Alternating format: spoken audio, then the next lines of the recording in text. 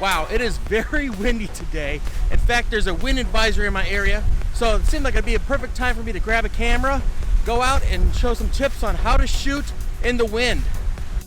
Hey, it's Bill here with another TV Photog tip. I hope you're doing well. Basically, at some point in your career, you're gonna have to deal with shooting in the wind, whether it's generic B-roll or maybe you're just gonna go storm chasing at some point. So here are just a few tips on how to get more steady shots when you're out in the elements.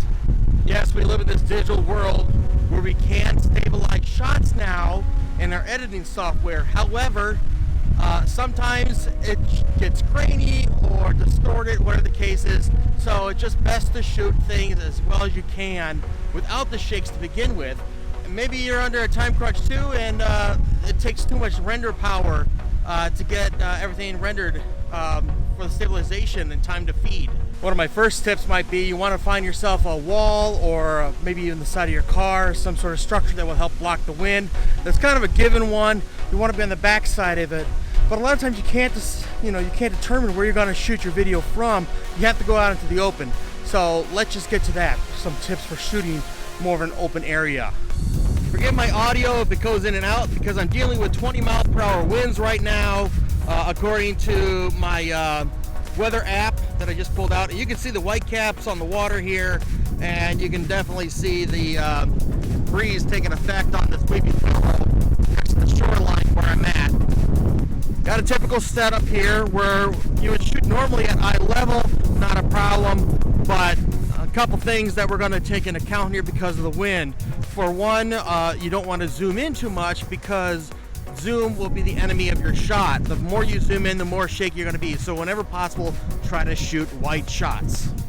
So here's what I'm doing instead of shooting at eye level. I retract the legs on my tripod in all the way, and then I was able to spread the legs to get a little bit wider. I could go wider, but I still need to have a little bit of height.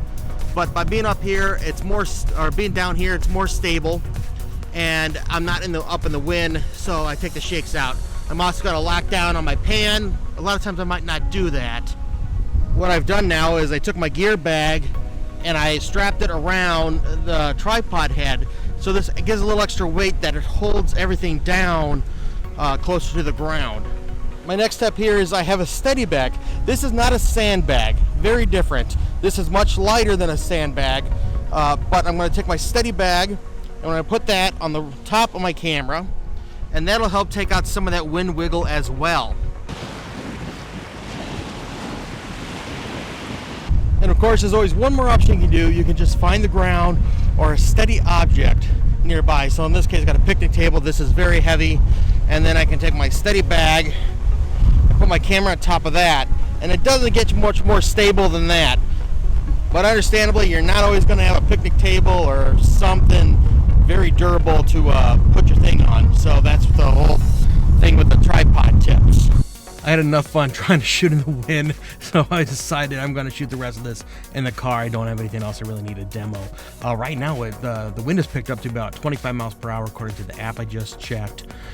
So it's picked up quite a bit since I got here. Also, I'm just shooting this on my iPhone with an adapter microphone with a squint screen, so I apologize about the audio might be cutting in or out there.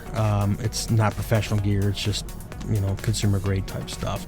But anyway, back to the tip. You can shoot at eye level with your tripod, but definitely try putting that steady bag on the top or the gear bag around the head of the tripod to help with that weight, because that weight definitely helps with the stabilization.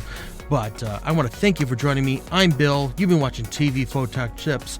Do me a favor, like, share, and subscribe so I know you're out there. Also, leave a comment. Maybe you got a tip that I missed that you would like to share, but I will see you in the next video. Good luck and have fun.